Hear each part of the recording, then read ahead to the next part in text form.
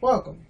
In this video, we will cover Sublime Text and using it for your files, the format for creating a PHP file, what a variable is and how to use it, how to display information with PHP, and then we will use that to create our very own PHP web page. Sublime Text is a text editing program, and it'll help you with your code by taking different commands and symbols and making them color-coded so that they're easier to track. We'll use it for our video to help us see what's going on. If you would like a copy, you can download it at sublimetext.com. So here we are back in our lessons folder. I've created another file called index.php, and I'm going to open it. This is what it looks like inside Sublime Text with some color changes that I made. So to begin a PHP file, we have to identify where the code is going to be. Open question PHP. This indicates that we're making a PHP file, and this is recognized as code. And we'll end it by question close. All of our code will go in between these two things. So first, let's talk about variables a little bit. Variables are containers for bits of information that aren't defined until the file is run. So you can set them in the code, or you can pull them from somewhere else when the code runs. We're going to start with a basic one, and in PHP, all variables start with a $sign.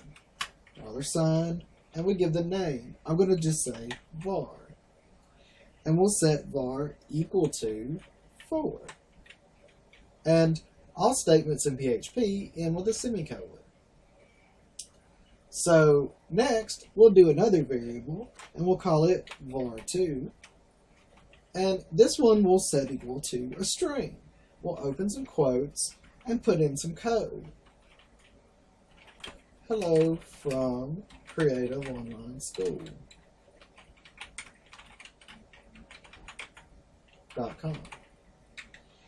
And we'll close this one. Now, we have some variables in there defined, but when we run this file, it's not going to look like anything happened because we've not told it to display anything for us. We have to tell it to output some kind of information. We're going to do that with the echo command. We'll say echo var1, or just var, and we're going to use something called concatenation here. By applying a dot afterwards, it will connect us to the next thing. We'll make a quick empty string with just one space in it to separate our values, and we'll put dot var1 or var2, and we'll close that one. Now, when we close this file and save it, we can go over to our browser and see that instead of hello world, when we run it this time, we're going to get 4. Hello from CreativeOnlineSchool.com. This is the first variable, the space we added, and then our second variable. And you may notice we didn't have to put in an extension. That's because XAMPP prioritizes index.php over index.html. But in some cases, you may need to define that. So let's go back into our code for a moment. And this time, we're going to do something a little bit cooler. First, we'll take our variable and add a third one with our number, variable 3, and we'll assign it equal to 6.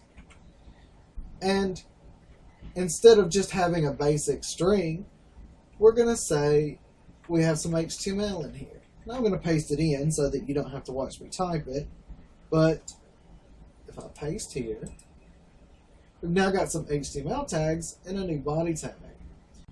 Now, instead of just echoing var, we'll put in var plus $sign var3. That allows us to do a little math so that you can actually see this accomplish something.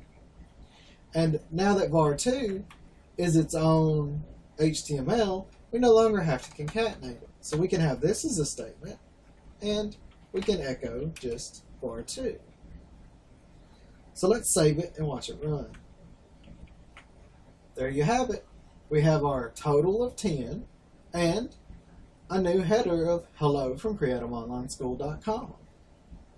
This is the basics of creating a web page with PHP. You create the HTML, you assign it to a variable, and then you output that variable to the web page. Thank you for following along with us while we made our web page.